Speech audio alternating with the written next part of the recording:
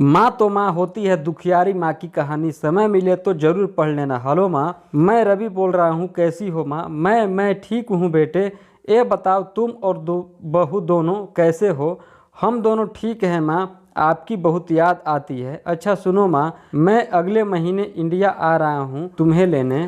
क्या? हाँ माँ, अब हम सब साथ ही रहेंगे। नीतू कह रही थी माँ जी को अमेरिका ले आओ, वहाँ अकेली बहुत परेशानी हो रही होगी। हेलो, सुन रही हो माँ? हाँ बेटे। बूढ़ी आंखों से खुशी की आंसू धारा बह निकली। बेटे और बहू का प्यार नस नस में दौड़ने लगा। जीवन के अस्तर साल गुजार चूंकि सावित्री ने जल्दी से अपने पल्लू से आंसू पोंछे और बेटे से बात करने लगी। पूरे 2 साल बाद बेटा घर आ रहा था।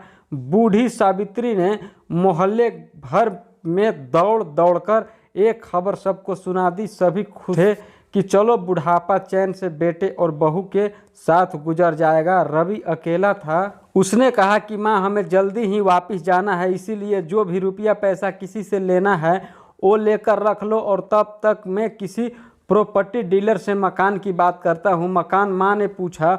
हाँ माँ, अब ये मकान बेचना पड़ेगा वरना कौन इसकी देखभाल करेगा? हम सब तो अब अमेरिका में ही रहेंगे। बूढ़ी आंखों ने मकान के कोने कोने को ऐसे निहारा जैसे किसी अबोध बच्चे को सहला रही हो।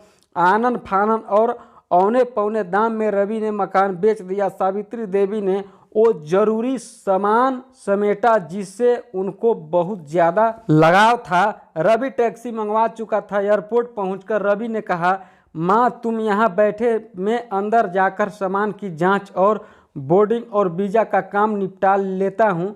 ठीक है बेटे। सावित्री देवी वहीं पास की बेंच पर बैठ गई। काफ़ी समय बीत चुका था। बाहर बैठी सावित्री देवी बार बार उस दरवाजे की तरफ देख रही थी जिसमें रवि गया था, लेकिन अभी तक बाहर नहीं आया। शायद अंदर बहुत भीड़ होगी सोचकर बूढ़ी आंखें फिर से टकटक की लगाई देखने लगती। अंधेरा हो चुका था। एयरपोर्ट के बाहर गहमा गहमी कम हो चुकी थी। माँ जी किस से मिलना है? एक कर्मचारी ने वृद्धा से पूछा। मेरा बेटा अंदर गया था टिकट लेने हुए, मुझे अमेरिका लेकर जा रहा है।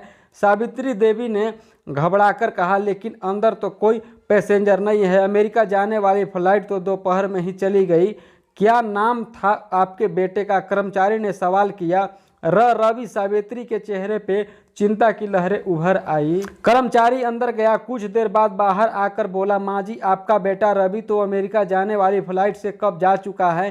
क्या? वृद्धा की आंखों से आंसुओं का सैलाब फूट पड़ा। बूढ़ी माँ का रोम रोम कांप उठा। किसी तरह वापस घर पहुंची। वो अब बिक चुका था। रात में घर के बाहर चबूतरे पर ही सो गई। सुबह हुई तो दयालु मकान मालिक ने एक कमरा रहने को दे दिया।